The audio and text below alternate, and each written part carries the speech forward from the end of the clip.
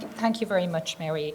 And it's great to be here. I'm delighted to be and honoured to be celebrating the launch of this new edition of Seamus O'Cahan's book, The Festival of British Celtic Goddess and Holy Woman. And I'll introduce Seamus to you. I know some of you know him pretty well already, if you're his child or grandchild or brother or sister. Seamus O'Cahan's career has been so rich and interesting and varied that I'm not going to summarise it, but I picked out a few highlights. He was brought up in Drumquin, near Omagh in County Tyrone, and as a schoolboy, Seamus learnt Irish in the Cruacha or the Bluestacks in County Donegal, mainly by listening to people talking, as he has told me himself. Seamus is musical and he's a gifted learner of languages. Now he's multilingual.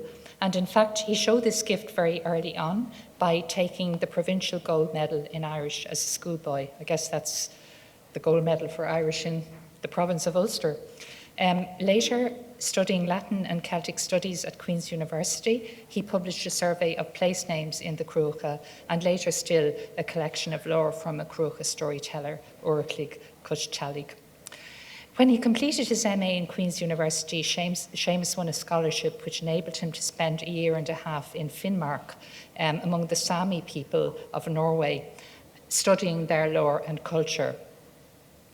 And as anybody who knows Seamus is aware, he loved this experience and made lifelong friends, and it has been a big experience on his life, I think, but also it has influenced the book, The Festival of British. After the stay with the Samis, Seamus secured the prestigious lectureship in Celtic Studies at the University of Uppsala. And there he first met my husband, deceased, Bo Almquist, a meeting which was to have some importance in Seamus's life and indeed in Bo's life. More importantly, he met Mai Magnusson, who was a student in Uppsala at the time, and Seamus and Mai married a few years after that. Then he became a lecturer in UCG, as it was called then. The most recent name is the University of Galway. And in 1974, Seamus took up his post as lecturer and head of archives in the Department of Irish Folklore in University College Dublin. Later, he became Professor of Irish Folklore, Dean of Celtic Studies, and before his retirement, he was head of the newly established School of Irish Celtic Studies, Irish Folklore and Linguistics in UCD. And during Seamus's 30 years in UCD, he published many important books and articles, was editor of Béileadus, the Journal of the Folklore of Ireland Society, a key journal of folklore studies in Ireland, and he initiated and managed some extremely innovative and important folklore projects. For instance, the famous Urban Folklore Project, 1979-81, and other projects of that kind as well. Seamus has written many books, but I think, well, definitely his most ambitious book is this one, The Festival of British. It's a key work on this saint and deity. It's akin to what is generally accepted to be one of the great classics of Irish folklore studies, Maura MacNeill's The Festival of Lunasa, which is mentioned frequently by Seamus in this book. And I think the title is a nod to the relationship between the two. Like the Festival of Lunasa, the Festival of British is above all a very learned work based on thorough research into the manuscripts of the National Folklore Collection, which are transcriptions of oral accounts of the festival and the cult and the traditions relating to British, plus a huge range of international scholarly works on British and related traditions. I think the first chapter of the book, the selection of the accounts and beliefs and traditions surrounding the figure of British from the Folklore Archive, is absolutely invaluable and makes this a most reliable and really an indispensable source for information on the saint and deity and her cult in Ireland. I mean, you can go to the archive and do all the research yourself, but I think Seamus has made a wonderful selection of pieces from the archive for us, and now it's there in print in the book. He spread the net very wide geographically, and he has dug deep historically, using not only folkloric sources, but also literature, archaeology, and linguistic sources. Seamus contextualises British in European culture, explores parallels with Scottish traditions, and there are close connections, not surprisingly perhaps. More distant links with traditions, especially relating to fertility magic, traditional belief related to childbirth and so on in Scandinavia and Finland and further afield are also explored. The book emphasises, according to my reading of it, the intense focus on the female in the beliefs and the traditions surrounding Bridget. I mean, obviously she is a female saint and deity, and around her has grown a wealth of rituals relating to women's sexuality. As Seamus observes, the cult somehow celebrates both female virginity and female fertility, the two sides of the female coin. And also women's work, the domestic domain, the house, the fire, the cradle, and so on. And of course, there's the link between human sexuality and reproduction as far as on the earth and the farm and so on is concerned as well. When Seamus's book first came out in 1995, the Festival of Bridget, which had always been reasonably significant in the traditional communities, was definitely not such a big deal as it is today.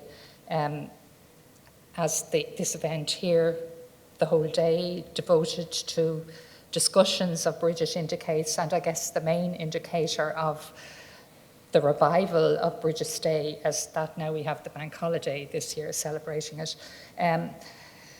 This brings with it many new ideas, new interpretations, new desires, and I think gods and heroes and saints are created and recreated again and again in the image of men and women and reflect the zeitgeist, and there's been a lot of indication of that at the events here today. People can bring their own, they can draw what they almost want to draw from Bridget. Scholars, too, bring their own interests, knowledge, and character to bear on what they write about. And this wonderful book, as well as presenting a selection of facts relating to the Festival of Bridget, also is a very good reflection of Seamus O'Cahan's worldview and character and personality, his expertise in Irish language and folklore, his knowledge of many other languages, his interest in linguistics and etymology, his close acquaintance with the history, folklore, and culture of many other countries apart from Ireland, especially in Northern Europe. So I think Seamus brings to this exploration of Bridget, who is, I don't think there's even any probably about it, she's more interesting and mysterious even than the other two great medieval saints, intriguing as they are, Patrick and Columkill. He brings to this book a uniquely rich and informed experience, its perspective. So now I give you Seamus O'Cahan.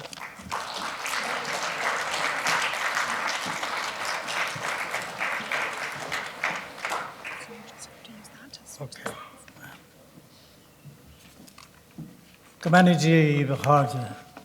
Hello, everybody.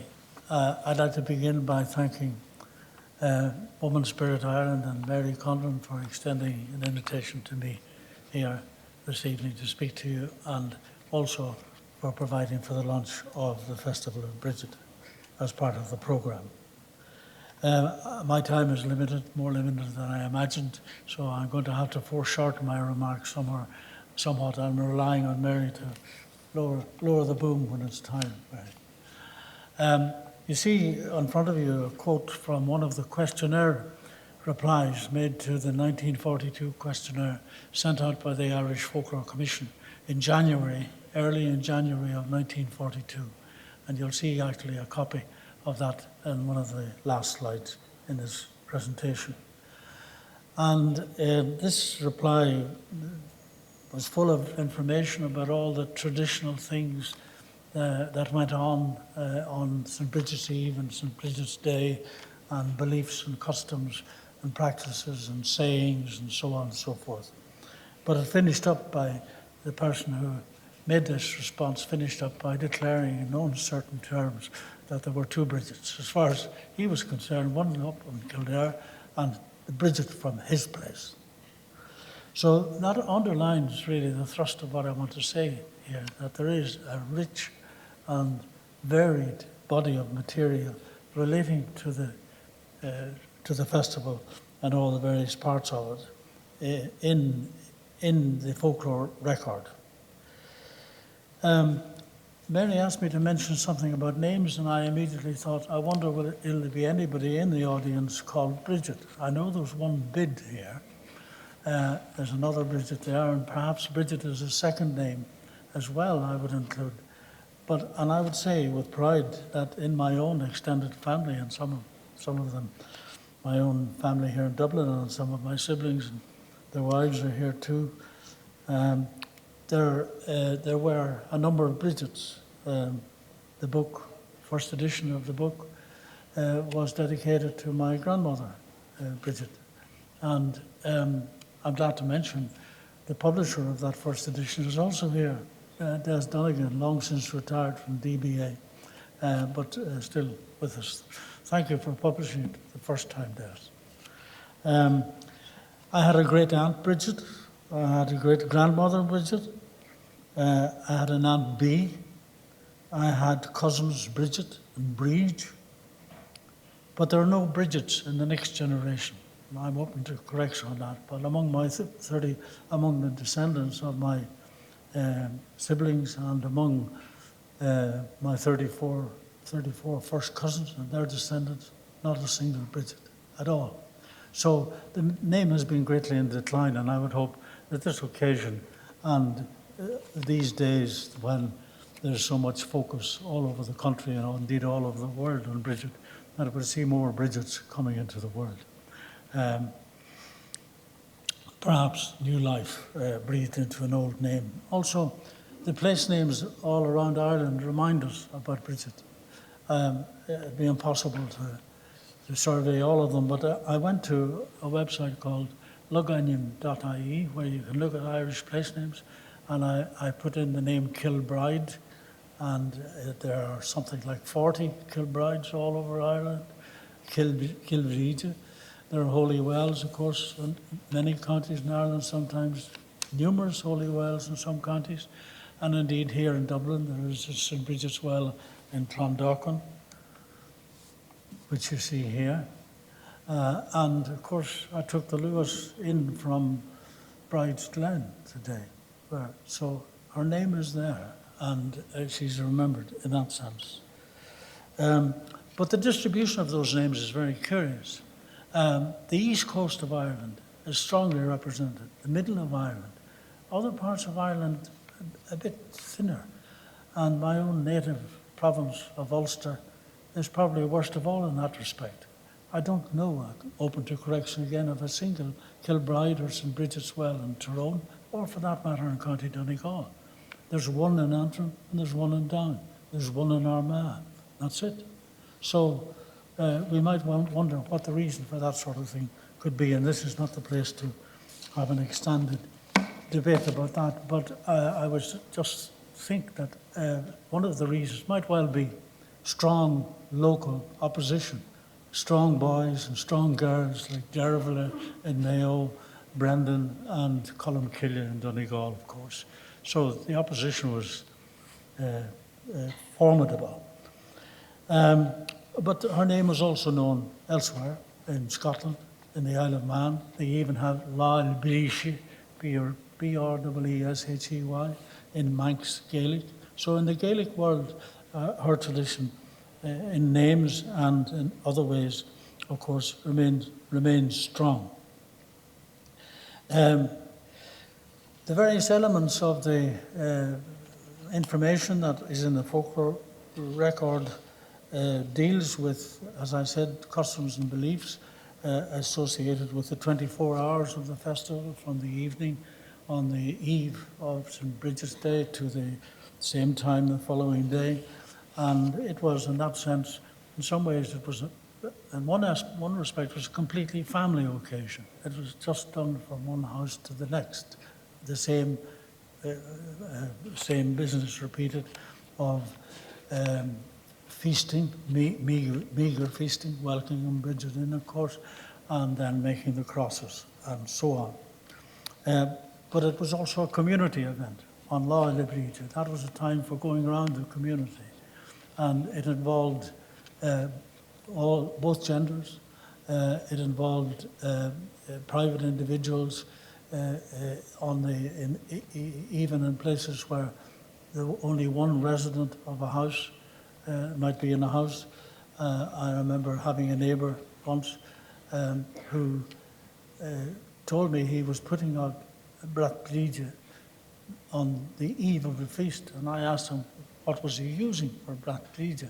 Oh, he said, I wash an old shirt especially for the occasion, and after sunset I put it out and I take it in before sunrise the next morning, and there's a cure in it. And so it was even down to single people and old bachelors even getting involved. It contrasts with its sister festival of Lunasa, 6 months apart, and 1st of February to, roughly speaking, the 1st of August, but it could be the last Sunday in July or the first Sunday in August. It was called variously Garland Sunday, Hill Sunday, and so on. And unlike the Festival of Bridget, Lunasa was a completely outdoor business. The whole community celebrated outdoor. It didn't have that intimate indoor element to it. I want to turn then just to talk about very briefly about crosses. And you see here a slide with various kinds of cross. Number 3, the three-armed cross, I'm sure reminds you of the symbol of the Isle of Man, the Manx cross. It is a St. Bridget's cross, of course, and it is called, in Irish, that cross is called Cross Happy. It was the cross that was made for putting up on stables and byres and so on. And it was also made the same time after the other crosses were made, in various styles, in various materials, and so on. I want to say that I think it's regrettable that St. Bridget's Cross is now completely identified with the swastika model, because the swastika model was not the most popular, most widely known and used cross until Telefís Éireann was invented and used it as a symbol, and now everybody regards it as being the St. Bridget's Cross. It's just not so. So there are many other varieties and beautiful patterns, beautiful straw material, some made of twigs and so on, not necessarily rushes, though rushes were most common. The cross also occurs, the swastika cross occurs in a most astonishing setting. This is St. Bridget's Well in Cliffany in County Sligo. If you're going along the road from Sligo towards Bundoran, and just before you leave Donegal and leave Sligo, Leitrim, this is in Sligo, but on that road, you see the design of this cross has got a swastika on it. It's at St. Bridget's Well. It's, my archaeology friends tell me, it's from the 5th century cross in Ireland. It's from the very early stages of Christianity in Ireland. And it's an astonishing feature to find on a Christian cross. Not because it's a swastika, because the swastika is an old design that has nothing to do with what people think of when they see swastikas nowadays. But here it is in St. Bridget's Well in Cliffany, from the beginnings of Christianity in Ireland. And it's not the only evidence of that in archaeological terms. Here you see it more clearly in the second slide, and there's no mistaking it. Then quickly on to this one.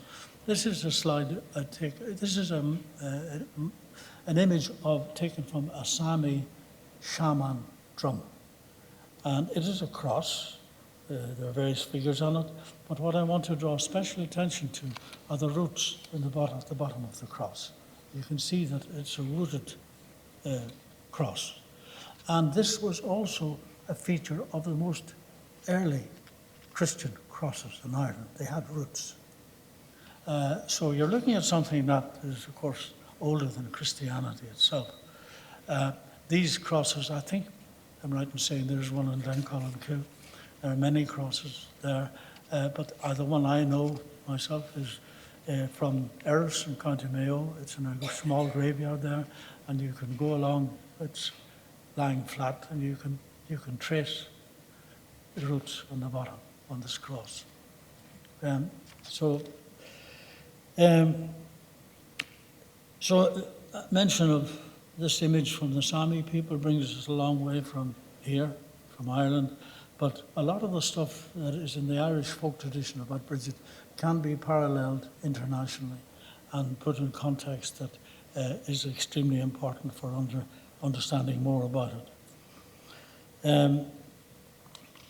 So I want to turn then to this image, again an archaeological image, so to speak. You see in it two bears. There were 3 stone bears. These are now in St. Patrick's Church of Ireland Cathedral in Armagh, and the crypt, these 2. All 3 were outside the cathedral, but one was stolen. And so the other 2 were brought in. So you have Daddy Bear, Mammy Bear, and Baby Bears gone. But, again, I'm open to correction here, but I've heard it said or seen it written somewhere that they may have been taken into the cathedral grounds, having been found somewhere in the region of nearby Navan Fort. Whether that is so or not near Armagh City, I don't know. But another strange thing about between the 2 front legs and 2 back legs of the bigger Daddy Bear, you see the head of a wolf looking backwards. These are astonishing things to find in Ireland, where there haven't been wolves for centuries, but they were in recent centuries, but there haven't been bears for the last 4,000 years. So archaeologists are baffled. What's going on here? Where do these images come from? What could they possibly mean? In the book, I have discussed at length the traditions relating to the bear and the bear's role as a time giver, the awakening from hibernation, and giving Zeitgeber, as they say in German, proclaiming the beginning of a new season. That's basically where the connection with Bridget is. And I can't say much more about that, except that in the Irish language, from the earliest records until the present day, we have no less than 7 different words for a bear. It's an astonishing thing for a country that doesn't have any bears.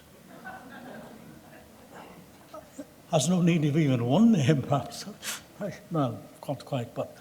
And in these 7 names, there some of them are recent borrowings, like B, E, Father, A, R, Bear, and so on. But there's some by names for bears. In other words, people very often did not call animals by their real name. They used a by name or Noah name to avoid causing offence. And so in Old Irish, you have the name Middle Hover, honey lover, which is another way of saying bear, just like Bruno the bear, or in the brown one, in other words, or in Norwegian, Ludni Gofar, hairy godfather, hairy grandfather, I should say. So we have that as well. It's not just a list of names. It's got all sorts of interesting features like that in it. So here we're talking about international connections with the culture, the bear culture of other countries in recent and in antiquity as well. And there are the famous image, which I don't have to show you here, of Artemis, the goddess Artemis, whose name contains the old Indo-European word for bear, featured beside the goddess. Like the bear is huge, and the goddess Artemis is small by comparison in that particular image. Now I want to turn very briefly to sayings. Oh, I've skipped over some. Oh yeah, okay. I'll take this one. Here you see a verse in Latin which I have translated very approximately. This verse occurs in a 13th century, end of the 13th century source. A man, I presume, probably a monk, a continental scribe, who was given to writing satirical verses. Now, whether he is actually reporting what he heard or is building this satire on what he heard from other people, or other people heard from, about Irish monks in Regensburg, now in southern Germany. And they had a reputation. They liked the wine. And I think I find no problem in relating these circumstances to today's Ireland, where people will take a drink and maybe exaggerate it, tell a story and lay it on thick or whatever. But these guys were laying it on thick for this, let's call him German. No, there was no such thing, I suppose, at the time. But the poor guy couldn't believe it, you know, these Irishmen. He said, my translation, as you can see, is there, where he said that the Irish were claiming to be that Brendan, St. Brendan, was God's brother, and St. Bridget was his mother. Now, that is not part of the tradition. Brendan is a major figure, of course, but Bridget was always spoken of as being the Virgin Mother's midwife in folk tradition, or foster mother. So I think they were probably really laying it on by calling her his mother. But you can imagine the scene. And he said, he wrote, this satirist wrote, "Ordinary poor Christians do not believe that this is true, but rather reckon the Irish to be crazy and irreverent." He was absolutely right about that, as far as irreverent was concerned.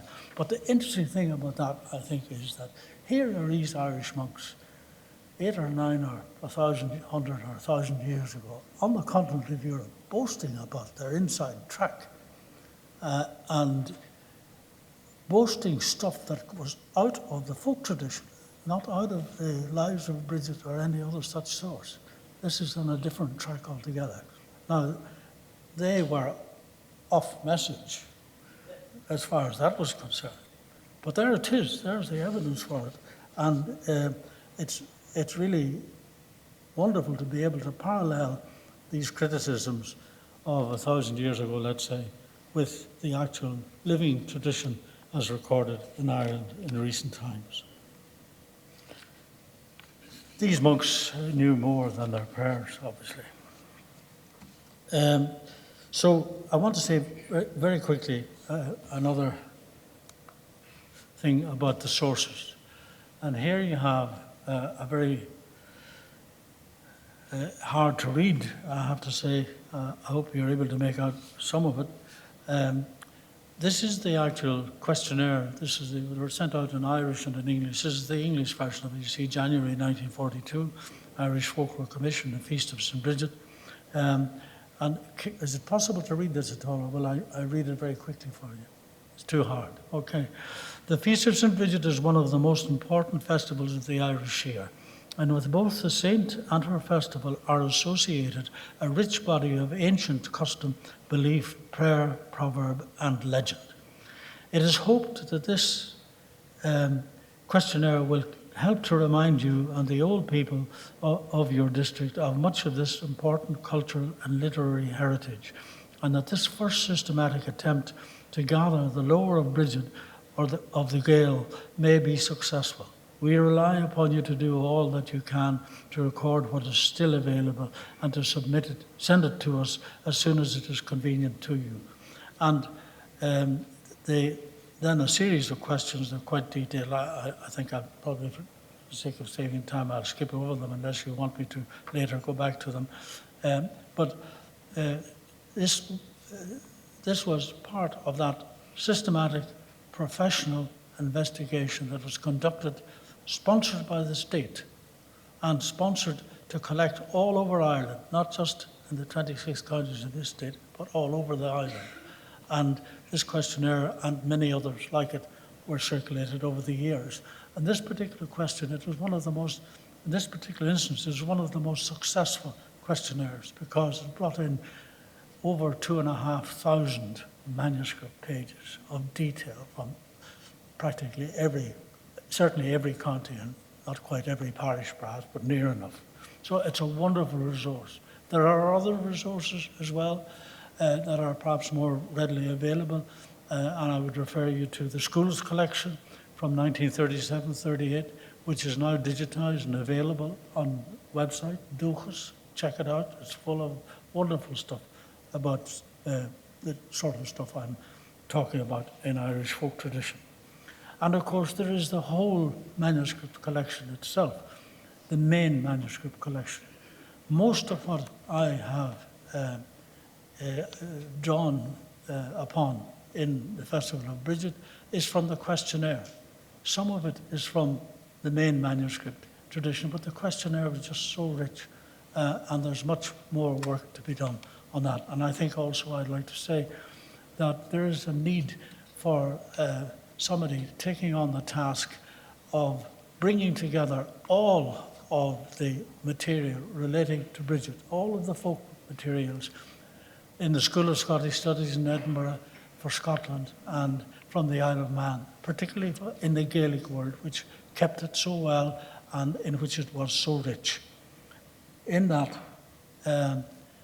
material, and in the book there's a photograph of an old man called Conlon Fadrig Achaluin from the Croagh Gorama, the Blue Stack Mountains in Donegal, where one evening my wife and I and others were there on St. Bridget's Eve, and they set about making crosses as they do and talking about St. Bridget. And one of them said a really very arresting and puzzling thing. And it's very apt today, I think, or at least near enough St. Bridget's Day. He said quite adamantly about St. Bridget's Day, Níor Wailafa e ava solasta. They didn't want it to be a bright day. They wanted it to be dark and gloomy. Not necessarily windy or rainy, but not bright. And the reason behind that, I think, is quite simple. It's part of the process of the beginning of the new season, the beginning of growth. And if you have a cold, clear sky and frost, then it's not going to stop the grass growing, but it's going to slow the beginning of the growth of grass. So they wanted it to be dark. They didn't want frost. At the very opposite end, guess what they wanted on La Lunasa in August? They wanted sunshine, clear skies, bring in the harvest.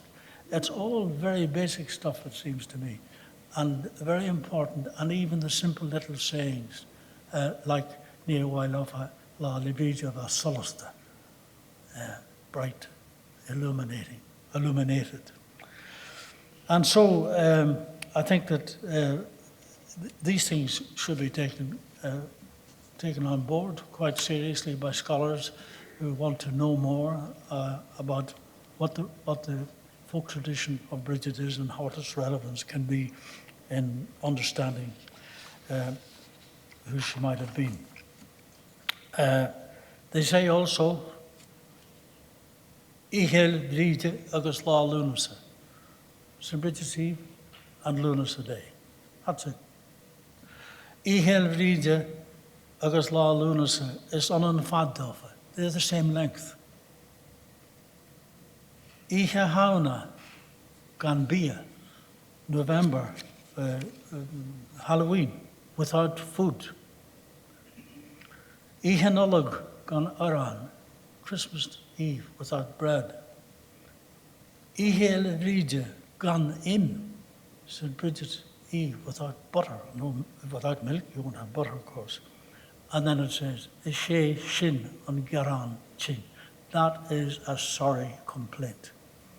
And so, of course, the slaughtering season in November, and so on, and this principle of conveying in very simple languages like indications of hope and aspiration for the future, a determination to survive, maybe even prosper.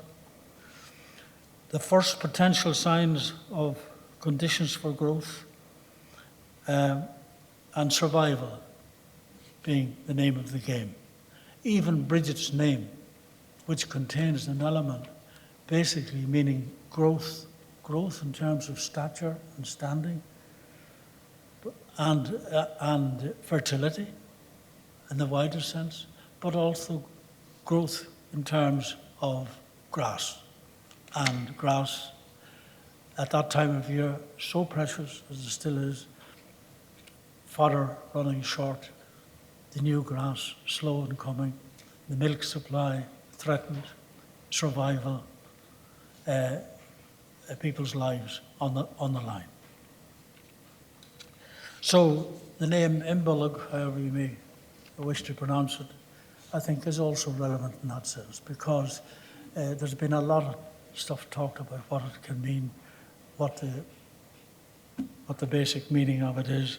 But I think really it is basically the word milk and milking and intensive milking, intensive efforts to have milk, have it available. So I think that is reflected in that. Just as, and for example, on the eve of Lunas a Day, at the end of July, July was called, and still is in some parts of the country, you can hear people talk about it, Hungry July. Spuds weren't, the last season was finished, the new season wasn't ready. People had been eating cabbage for weeks and nothing else. And July was, they hated the end of July. So, of course, it's the same issue, and again, helps to relate the two festivals together. I think one of the things about the literary record, as far as Bridget is concerned, that distinguishes enormously, starkly from the folk record, is there is no data. There is nothing about how it was celebrated. There's a lot of miracles and all sorts of strange things going on.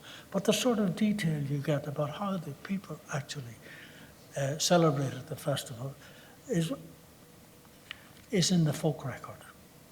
And that folk record, as I pointed out, was being trotted around Europe by Irish monks 1,000 years ago. I don't think you need to stop there. Go back another 1,000, go back another 10,000 if you like. These things are as old as could be. And they are passed down. And we were very fortunate in this country that the generation that held them alive was favoured with the attention of the Irish government of the day in creating the Irish Folklore Commission and getting that stuff put on record. And that record has been added to and extended, and it is now in the National Folklore Collection in UCD, and it has recently been declared, I'm not quite sure what the word is, but UNESCO has recognized it as one of the great treasures of that kind in the world. How am I doing in time, Mary? Am I okay? Yeah.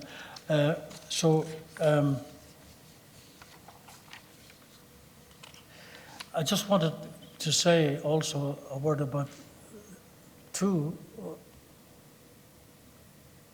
of the people that were behind this questionnaire. Three of the people, I should say. Seamus of de Larga, James Hamilton de Larga, who was first Professor of Irish Folklore at UCD and the Honorary Director of the Irish Folklore Commission. And Sean O'Sullivan from Tuassist in County Kerry, who went to Sweden in 1935 and studied the folklore index in Uppsala and wrote the book called A Handbook of Irish Folklore. I would refer you to that.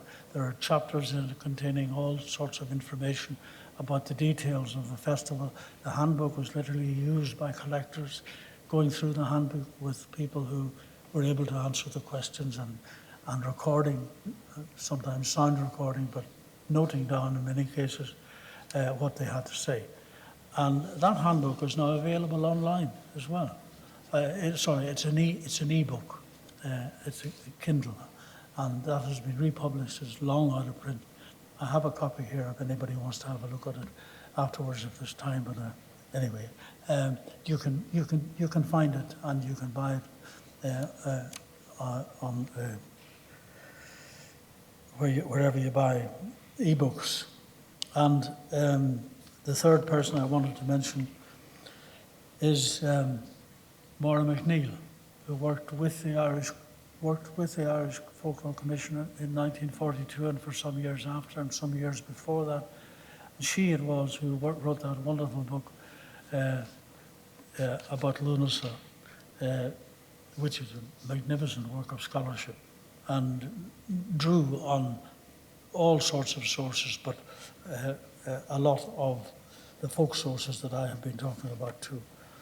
So here were enormously talented people who had the opportunity and the ability to put into effect what was ordered to be done by the Irish government of the day. I have a quote here that I wanted to, I seem to have lost it somewhere, but it was just the exact wording of that UNESCO declaration, which was very impressive. Now, I've skipped over some slides here, so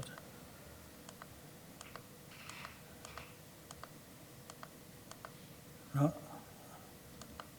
I think some of my slides have gone AWOL.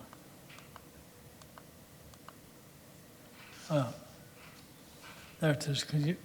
That's more readable, I think. The question one is, write down any traditional stories available locally which tell of incidents in St. Bridget's life. A, stories about St. Bridget and the Blessed Virgin. B, stories about St. Bridget's association with St. Patrick, Columcille or other saints. C, miracles attributed to St. Bridget, prayers to St. Bridget, or prayers in which the saint is mentioned. How was or is the Feast of St. Bridget observed locally? A, how was or is the eve or vigil of the feast observed? If a decorated figure, brídeog, was or is carried in procession from house to house, describe the figure and the custom in as much detail as possible. What songs or rhymes were used on that occasion?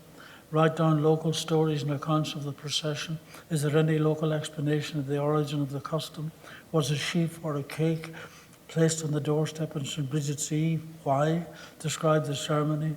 How was or is St. Bridget's Day observed locally? Did people work? Was work or action of a particular kind traditionally forbidden on that day? Why?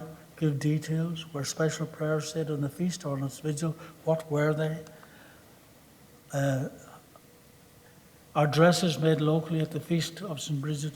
Crosses made locally at the Feast of St. Bridget? If so, describe how they are made, when, by whom, material used, where and how installed. Can you draw a sketch of St. Bridget's crosses made locally or send a cross to the Folklore Commission? Similarly, for St. Bridget's ribbon, belt, girdle, kiss and cloak wrap, describe their use.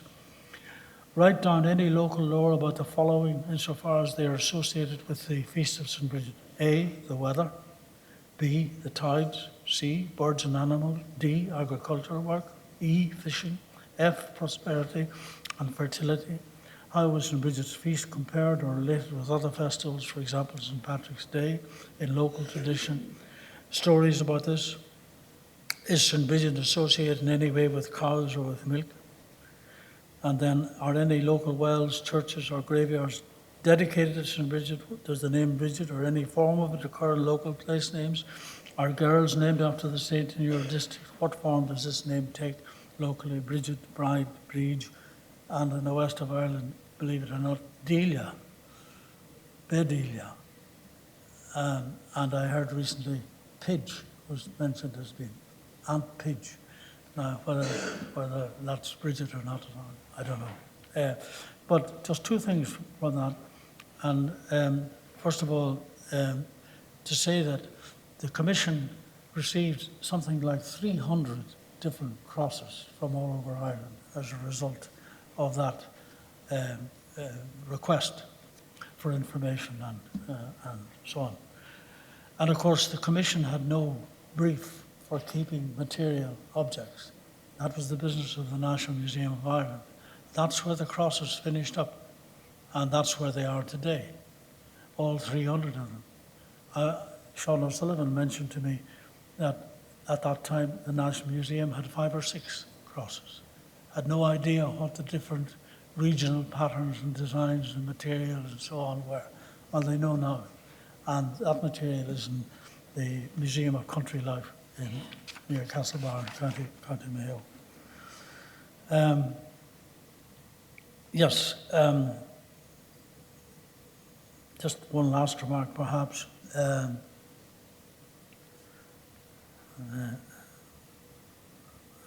remembered it when I was looking at that a moment ago, and that's gone out of my head.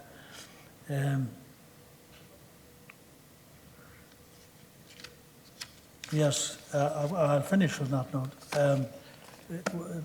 That question, which is perhaps you might think a curious one, was work or action of a particular kind traditionally forbidden on that day? And in some places it was forbidden to turn a wheel, to spin, even the turning of a spinning wheel. And on one place, one particular instance, the informant, the questionnaire reply individual said that people wouldn't even ride a bicycle turning a wheel. And turning a wheel is as old as could be, and it's in many, many different traditions internationally. And just one more international connection with the folk tradition of Bridget, which is so rich and so varied, and still, in spite of everything, relatively unknown, and still to be further explored. Thank you very much for your attention.